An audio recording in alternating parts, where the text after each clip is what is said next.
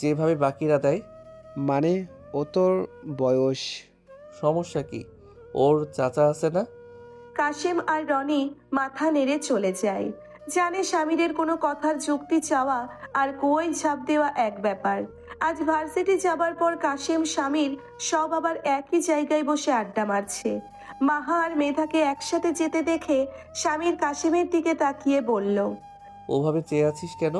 বুঝি না। তুই এত সুন্দর দেখতে, একের ঝাক্কাস। কাইলানির প্রেমে পড়ছস কেন?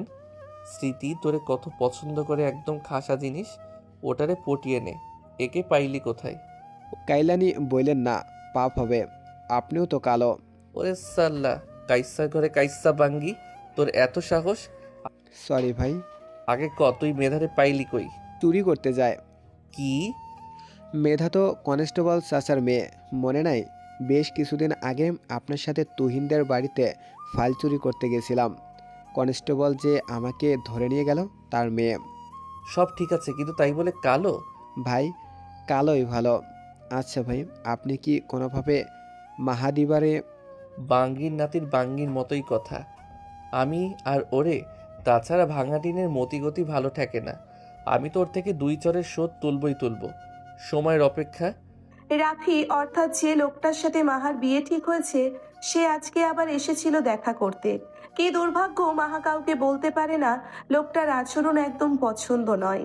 চাচিকে বলে দেখেছে, চাচি যা নয় তাই শুনিয়েছে।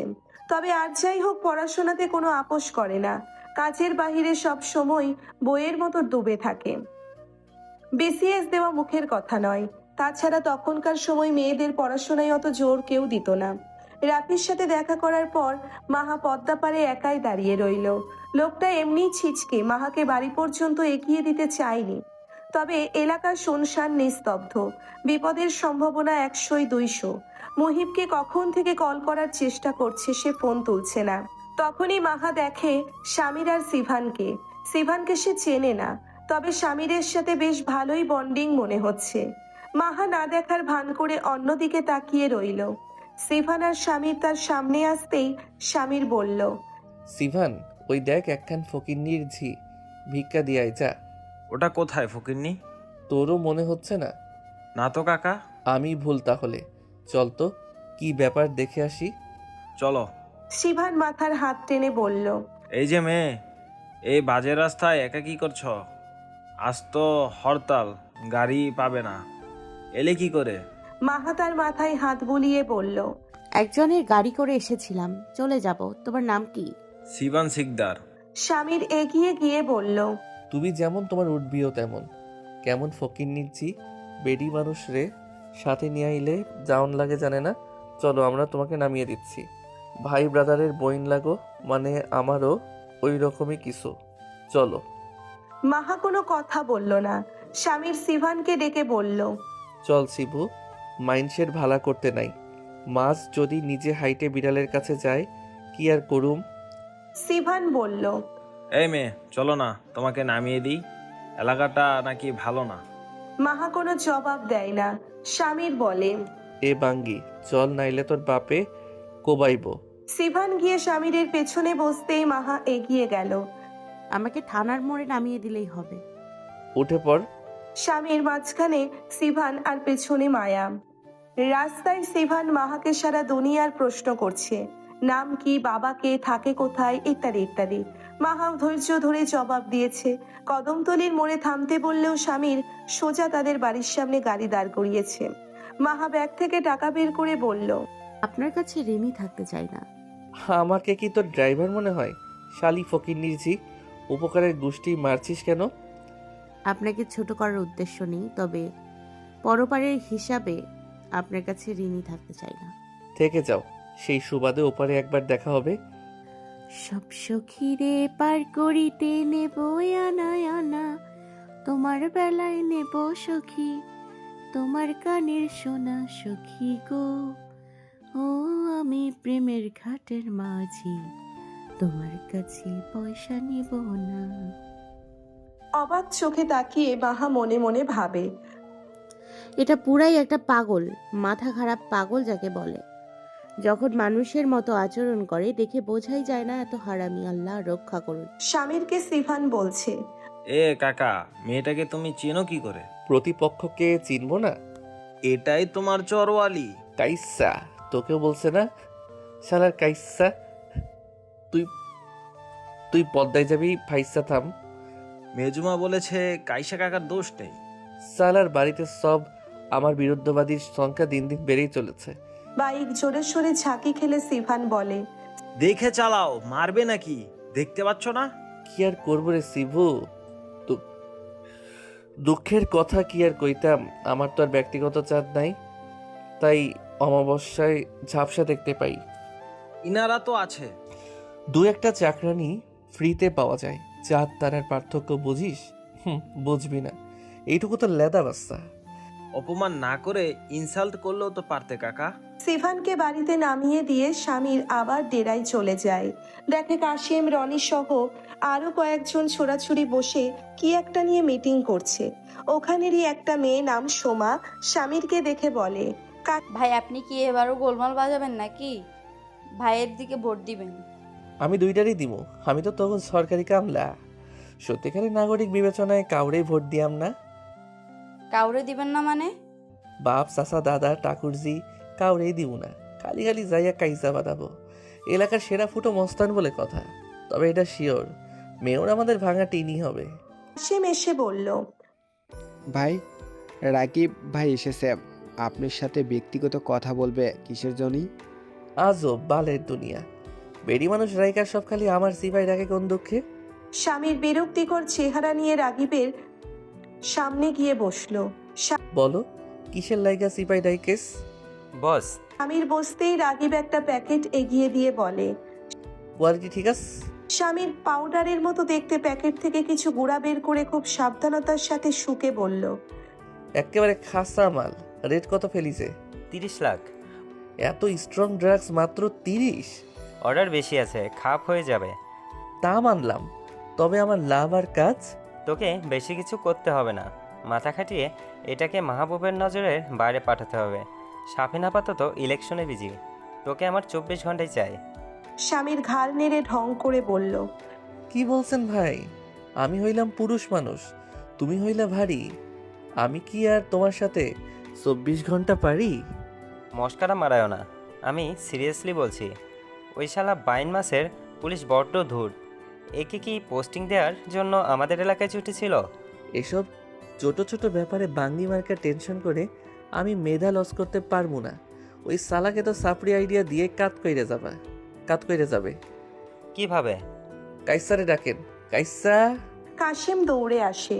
স্বামীর লুঙ্গি ছেড়ে চেয়ারে পায়ের উপর পা তুলে বসে বলে। একটা কাগজে চিঠি লেখা শুরু কর, যা বলবো তাই লিখবি। এই 16-17 সালে আইসে চিঠিকে লেখে ভাই।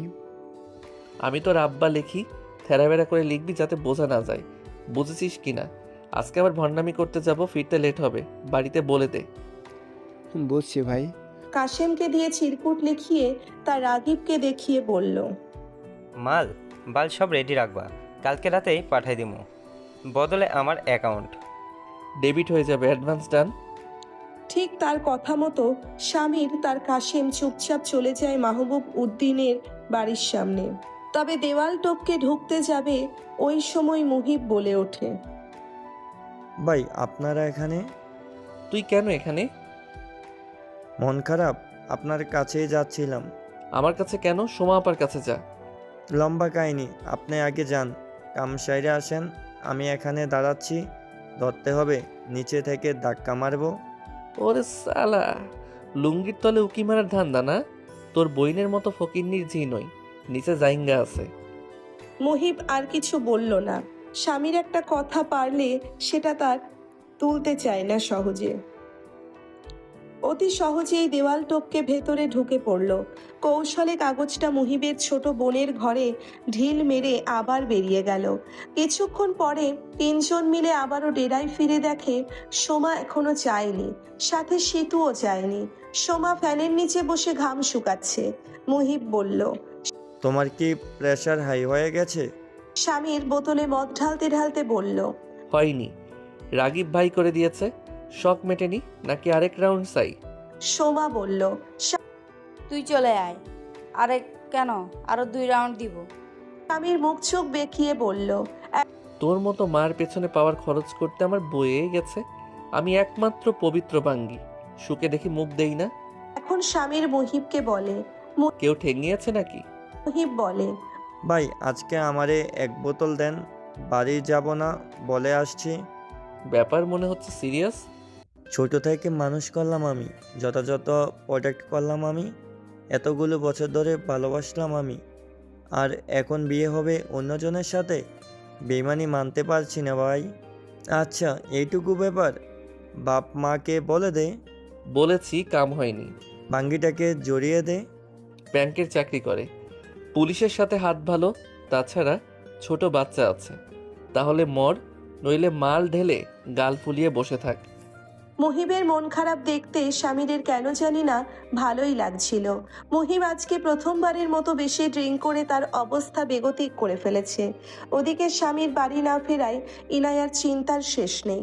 ভার্সিটির মাঠে আজও চরম ভিড়, তবে আজ মাহবুব উদ্দিন এখানে নেই, আসার কথা না। তবে স্বামীদের ধান্দা ভঙ্গ করে মাহবুব সেখানে উপস্থিত হলো। কাশেম বলল। শালায় বড্ড শক্ত ভাই। পেছন থেকে শাইলা নামের তাদের দলের এক মেয়ে বলল। ভাই এটার বোনটাকে সরিয়ে দিয়ে আসি, ছিঁড়ে কোটে তো কাজ হয়নি। স্বামীর তার রংচটা জিন্সের প্যান্টের পকেটে হাত ভরে বলল।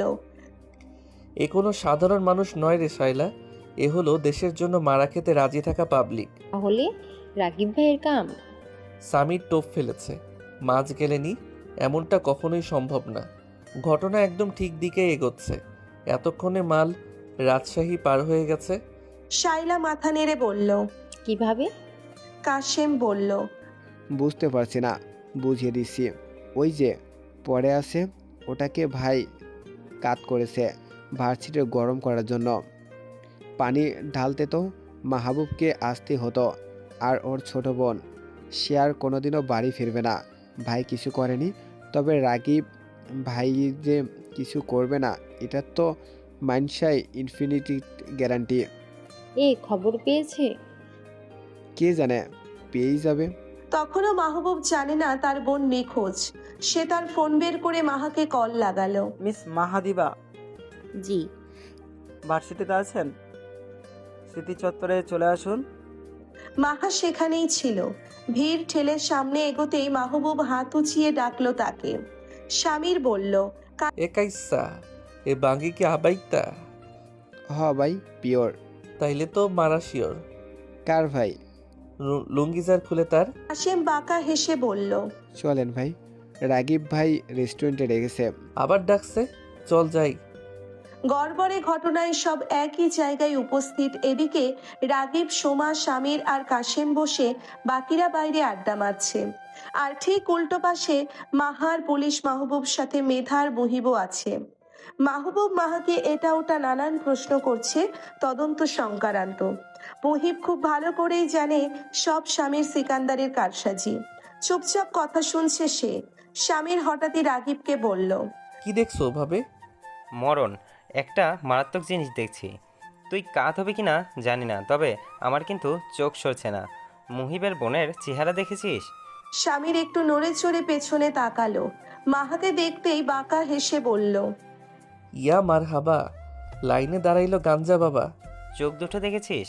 স্বামীর তার মুখের সামনে ঘাড় বেঁকিয়ে মস্করার সুরে গান করে বলল।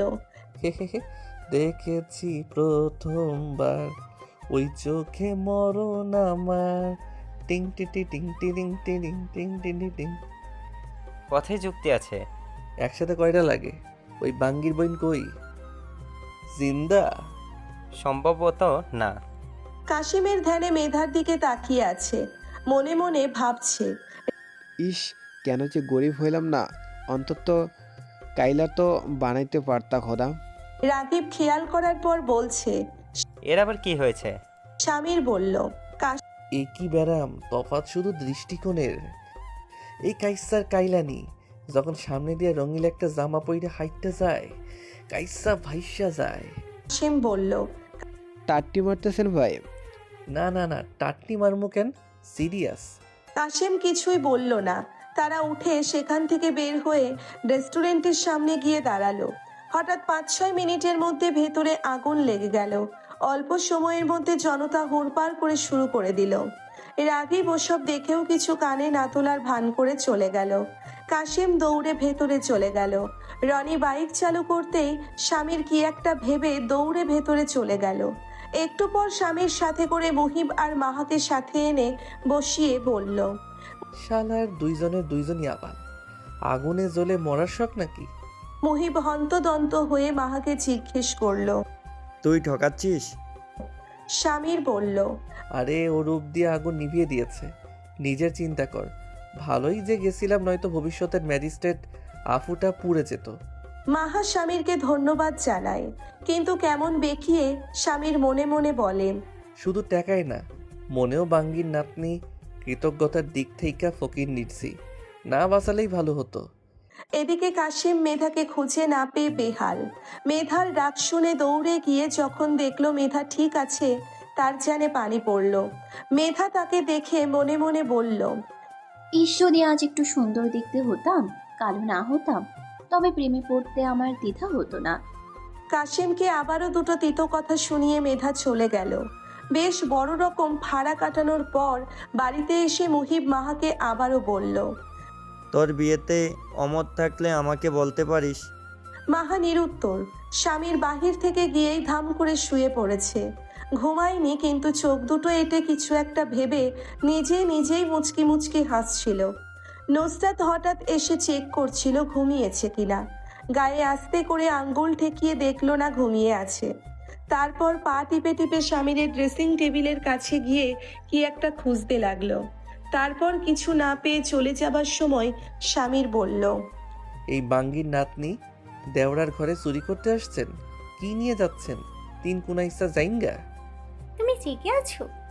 হ্যাঁ, রাতেরও আধারে তুমি আইসা চুপ ইশারে চুয়াইয়া ভাইঙ্গা দিলা ঘুম।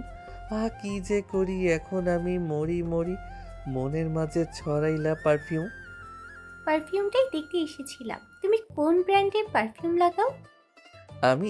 আমি সব চোষা ব্র্যান্ড ইউজ করি, স্পেশালি চোষা লুঙ্গি। আপনার চাই? না থাক। চিন্তা করেন না, যেদিন বিয়া করুম পুরা বাড়ি লুঙ্গি পরাইয়া নাচামো। তুমি করবে বিয়ে? আচ্ছা, ভালো একটা মেয়ে বিয়ে করতে পারলে আমি লুঙ্গি পরে নাচবো। যাও। ওকে, ডিল ফাইনাল। ভাটাপাড়া এলাকার পশ্চিম পাশটা পুরোটাই মূলত রাগিবের আন্ডারে থাকে। কেউ জানে না, তবে মাহার চাচাও এর সাথে জড়িত। মুহিব স্বামীরের সাথে 2-1 কথা বলে, খুঁটিনাটি কাজ করে দেয়। তবে স্বামীরের সব কালাগুণ জানা থাকলেও মুহিব কিছু না দেখার ভান করে থাকে। মাহবুবউদ্দিন নিজের ছোট বোনের পরিস্থিতিতে বেহাল দশায়। খুব ভালো করেই জানে তার বোনের এই অবস্থার জন্য কোনো না কোনোভাবে সিকান্দাররা জড়িয়ে। ভার্সিটিতে আজ সাফিনকে ঘিরে বড়সড় মিটিং চলছে। প্রিন্সিপাল ভার্সিটির ভেতরে কিছু আলোচনা সমালোচনা করতে মানা করেছেন। তাই তারা সবাই আবার বাহিরে তাদের পার্টি ক্লাবে ফিরে গেল। তাদের মধ্যে থেকে একটা লোক বলে, স্বামীর যদি এবারে গোলমাল করে, ভোটের দিন তো আর জিন্দা রাখবো না। সাফিন বলে, করবে না, কারণ স্বামীর এখনো কোনো পার্টির না। ও একাই ঠেকাই যারে ভোট দেবে, তার তো ভোটাধিকার আছে। নাকি তাদের মাঝে একটা কথা নিয়ে খুব নাড়াচাড়া হতে লাগলো। স্বামীর সিকান্দার কোন দলের? ছাত্রলীগের না ছাত্র দলের? তাদের ভেতর স্বামীর উপস্থিত হলো। লুঙ্গি উঁচিয়ে সবার মধ্যে দাঁড়িয়ে সানগ্লাস নামিয়ে বলল, আমি কারো দলের না, আমি শুধু সাফিনের অবর্তমানে তার দায়িত্ব পালন করেছিলাম। তার মানে তো আমি সত্যি সভাপতি নই। ভিড়ের মধ্যে একজন বলল, আপনার বাবা ভাই সকলেই তো ওই পার্টির, আপনি আর? স্বামীর বলল, আমি কাউরে প্রচারও করব না, আমার ভোট দিব গোপনে গহীনে। কেন বলবো কারে দিব? তোদের মতন ছাপড়ি নই আমি। আমার পড়াশোনা, জীবন জিন্দেগি বলতে কিছু আছে। সাফিনের দলের এক ছেলে বলল, ভাই তাহলে কার দলে? স্বামীর সানগ্লাস তুলে মাথা নেড়ে, আমি যে দল জিতবে তার দলে। সাফিন বলল, তুই এখন যেতে পারিস, প্রয়োজনে ডেকে নেব। সে ভার্সিটির বাহিরে থেকে লুঙ্গি গুছিয়ে বাইকে ওঠার পর কাশেম পিছে বসে বলল, ভাই আপনি এখানেও না? ও হানেও না। আপনি আসলে কোন হানে? টাকা যেখানে আমিও সেখানে। সবার সাথে বেইমানি করলেও টাকার সাথে বেইমানি করতে পারি না। ভাই, আপনার আব্বাই যে আর 3-4 দিনের মধ্যে সিয়াম ভাইয়ের বিয়ের অনুষ্ঠান ডেট দিয়েছে, শুনেছেন? শুনছি। কেনাকাটা করবেন না? করবো তো, ব্র্যান্ড নিউ লুঙ্গি একের ঝাক্কাস সাজবো। কাশিম একটু হেসে চুপ করে রইল। বাড়িতে যাওয়ার পর দেখলো বাড়িতে পুলিশ। ইন্সপেক্টর মাহবুব উদ্দিন স্বামীর ঢুকতেই সোজা তার সামনে দাঁড়িয়ে জিজ্ঞেস করলো, তুমি রুমাশাকে কি করেছেন? কে? আমাশা? সবার মোড সিরিয়াস কিন্তু। স্বামীর কোনো ধ্যান নেই সেদিকে। মাহবুব উদ্দিন রেগে লাল হয়ে আছে। স্বামীর বড়সড় হাই তুলে কথাটা বলে তার মেজাজ আরো বিগড়ে দিল। আমাশা নয়, রুমাশা। আরে আমাশা ডায়রিয়া যেই হোক আমি চিনি না। ইনায়া, আমাকে চা দিয়ে আয়। যোগ্য প্রমাণের অভাবে স্বামীরকে ভালো মতো জালে ফেলতে পারল না মাহবুব উদ্দিন। তবে শালার সিকান্দার একদম শয়ে নিশ্চিত হেলাফেলার বিষয় নয়। স্বামীর রুমাশার পরিস্থিতিতে সবচেয়ে বড় কালপ্রিট। এই মাহবুব উদ্দিন আজ পর্যন্ত 3 বার শালার সিকান্দারের বাড়িতে এসেছে তার বিরুদ্ধে প্রমাণ বের করতে। খবর পাওয়া গেছিল জাল টাকা আর ড্রাগস পাচারের। তবে শালার সিকান্দার বা সাফিন কেউই কাঁচা হাতের পাবলিক না। তাছাড়া স্বামীর যেখানে উপস্থিত সেখানে ধরা পড়ার সম্ভাবনা খুব বলতে খুবই কম। স্বামীর বলেছিল সাফিনকে যে মাহবুব উদ্দিনকে উড়িয়ে দিই, কিন্তু সেটা মুখের কথা নয়। উপর মহল থেকে যখন জানাজানি হবে রাজনীতির মুখোশ পরে ওরা সকল প্রকার অবৈধ কাজে জড়িয়ে পরিস্থিতি নিশ্চয়ই মিষ্টি বিলি করার মতো হবে না। সাফিন মানা করায় স্বামীর কিচ্ছু বলেনি বা করেওনি। যদি না সাফিন মানা করত কবেই মাহবুব উদ্দিনকে উড়িয়ে দিত স্বামীর। স্বামীর এমন খাপছাড়া গোছের আচরণ তার আসল রূপটাকে খুব সুন্দর করে ঢেকে রাখে। শিয়াম যথারীতি স্বামীর বা সিফান তুলনায় শান্তশিষ্ট। সিফান স্বামীরের ঘরে শুয়ে ফোনে কার্টুন দেখছিল। স্বামীর গিয়ে তার ছোটখাটো গায়ের ওপর শুয়ে পড়তেই সিফান উল্টে তার পিঠের ওপর বসলো। স্বামীর জিজ্ঞেস করলো, তুই যে সারাদিন শুয়ে বসে নষ্ট করিস, তোর ভবিষ্যৎ কি রে? তুমি মরে শেখ মুজিবুরের কবরে গেলে আমি তোমার পোস্টে বসে যাব। আমার পোস্টে বসবি তুই? নিঃসন্দেহে। মরে আবার পয়দা হতে হবে তোকে। আমি জন্মগত হারামি। হবো, সমস্যা কোথায়? আচ্ছা কাকা, তুমি কি ইনারার ব্যাপারে কিছু ভাবলে? বিয়ের ব্যাপারে? স্বামীর মাথার নিচে হাত দিয়ে শুয়ে বলল, ভাঙাটিন বলেছে বিয়ার প্রস্তুতি নিতে। ইলেকশনের পরই নাকি আমাকে বিয়ে করতে হবে। ভালোই হলো। পাকা কথা বের করে দেব। পড়তে বসিসটি কেন? মন চায়নি। চা নিয়ে ইনায়ার প্রবেশ। স্বামীর তাকে বলল, ওই শোন, চা রেখে এখানে বস। তারপর চোখ মুখ কচলে নানান অ্যাঙ্গেল থেকে ইনায়াকে দেখতে দেখতে স্বামীর বলল, ইস না। ইনায়া আর শিভান দুজনেই জিজ্ঞেস করে, কি না? কিছু না, যা তো তোরা, আমি ঘুমাবো, যা বের হ। ইনায়া বড্ড চিন্তায় পড়ে যায়। স্বামীর তার চেহারা পর্যবেক্ষণ করে না কেন বলল। শিভান তার জামা ধরে টেনে বলল, কি ভাবছো? ইনায়া হাঁটু ভেঙে বসে বলল, শিবু, আমি কেমন দেখতে রে? তুমি তো একদম ঐশ্বরিয়া রায়ের মতো দেখতে। খুব সুন্দর। কেন ইনো? না, এমনি। সাফিনার রাগিব সামনাসামনি বসা, সাথে তিহানও আছে। রাগিব যেহেতু এলাকার নির্বাচন সভাপতি, তাকে প্রত্যেকবার সবাইকে সাবধান করে দিতে হয়। তিহান বলল, রাগবি ভাই, এদের ভালো করে বুঝিয়ে দেন। এবার যদি কাহিনী করে পুরো খেয়ে দেবো একদম। সাফিন তখনও চুপ। রাগিব বলল, এবার ঝামেলা লাগলে আমি তোদের কাউকে আর ইলেকশনে দাঁড়াতে দেব না। তাই বিজনেসে কেউ পার্ট নিতে পারবি। ঝামেলা তো করতেই হবে এক জায়গায়। সেখানে আমি সামিরকে পাঠিয়ে দেব। সামির সাফিনের সাথে থাকবে না। সাফিন হালকা মাথা দুলিয়ে বলল, তুমি চাইলে সামিরকে জাহান্নামে নিয়ে যাও, কিন্তু সামিরের যেন চুল পরিমাণে কোনো আঘাত না লাগে। সহি সুস্থভাবে যেন সামির ঘরে ফিরে আসে। রাগিব বাঁকা চোখে তাকিয়ে বলল, সামির সিকান্দার এর ক্ষতি করবে এমন সাহস কারণেই এই এলাকায়। তিহান বলল, ওর জন্যই তোর কোনো ক্ষতি হয় না। বাড়ি ফেরার রাস্তায় শিয়াম সাফিনকে বলছে, ভাই, একটা জিনিস বুঝি না, সামিরের অসুস্থতায় তিহানের কি লাভ? সাফিন সিগারেটের ধোঁয়া উড়িয়ে বাঁকা হেসে বলল, আবু সালাহ সিকান্দার ভুল করে আরো একটা সঠিক মাল পয়দা করেছে রে। বিরোধী দলের লোক চায় ও যেন ক্ষতি না হয়। নির্বাচনের আর মাত্র 17 দিন বাকি। সাফিন স্বামীরকে নিয়ে অতটা টানাটানি করছে না, কারণ ভার্সিটি ক্যাম্পাস তার দখলে। না হলেও ভার্সিটির ছেলেপেলে সব তাকেই ভোট দেবে। তাছাড়া কাউন্টারও সাফিনের দখলে, প্রাক্তন মেয়রের ছেলে বলে কথা। এই যে নির্বাচনের প্রচার শুরু হয়েছে, এদের কারোর সাথে স্বামীরকে দেখতে পাওয়া যায় না। বলাই বাহুল্য, স্বামীর নিজ ইচ্ছেতেই আসে না। তাছাড়া স্বামীর সিকান্দার সকলের হাতের চতুর্গুটি, যার যত অপকর্মে সকলের স্বামীরকে চায়। এতগুলো দলের ভেতরে স্বামীরকে হাত করতে পারা দল একমাত্র তিহানের দল। বিগত যে কয়দিন সাফিন গারদে ছিল, পুরো ঝামেলা হয়েছিল তিহানের। এর কারণ পরে জানা যাবে। আজকে রাফিদের বাড়ি থেকে কয়েকজন মহিলা এসেছে আংটি পরাতে। মুহিব বড্ড ভাঙা মনে সেই দৃশ্য দেখল। রাফির সাথে বিয়ে হলে মাহা চিরজীবন নিঃসন্তান থেকে যাবে। বিধায় মাহার বাবার করা বেল পেপার অনুযায়ী সকল সম্পত্তি মহিবার মধুর বাচ্চাদের হবে। মাহার তাতেও কোনো ভ্রুক্ষেপ নেই। তার সম্পত্তি চাই না, চাই একটা শান্তির খুঁটি, একটা শীতল অস্তিত্বের ছায়া। কিন্তু তা হয়তো সম্ভবপর না। চাচি বেঁচে থাকতে তো নাই। জায়নামাজে হামলে বেচারি খুব আকুতি করছে। হে দয়ালু সৃষ্টিকর্তা, আমি ছাড়া তোমার আরও বান্দা আছে, কিন্তু তুমি ছাড়া আমার কেউ নাই। কিচ্ছু চাই না, শুধু একটু শান্তি চাই। শান্তি দাও খোদা, ধৈর্য দাও, বাকিটা তোমার হাতে সঁপে দিলাম, তুমি যা ইচ্ছে করো। মাহবুব উদ্দিন বড্ড শক্ত চেষ্টা করছেন স্বামীরকে দায়ী করতে, রোমাশা হারানোর দায়ে। রোমাশাকে তাহলে কে কিডন্যাপ করেছিল? মাহবুব উদ্দিন কি একটা মনে করে মাহাকে কল করলো। কল রিসিভ করতেই মাহবুব উদ্দিন বললেন, আপনি বড্ড চৌকস, আমাকে একটু সাহায্য করবেন? আমি আপনাকে কি সাহায্য করব? আপনি নিজেই তো একজন পুলিশ। ওপর মহল থেকে কোনো সাহায্য পাচ্ছে না। সামনে নির্বাচন, তাই তারা বেশি ঘাঁটতে চাচ্ছে না। কিন্তু আজ 2 দিন যাবৎ আমার বোন নিখোঁজ। যেদিন ওই ছেলেটা মারা গিয়েছিল, সেই দিন বাড়ি ফিরে দেখি রোমাশা নেই।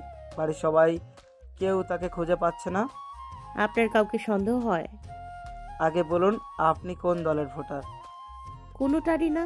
আমি এবার ভোট দিব না, কারণ আমার মনে হয় না ওরা কেউ এই পদের যোগ্য।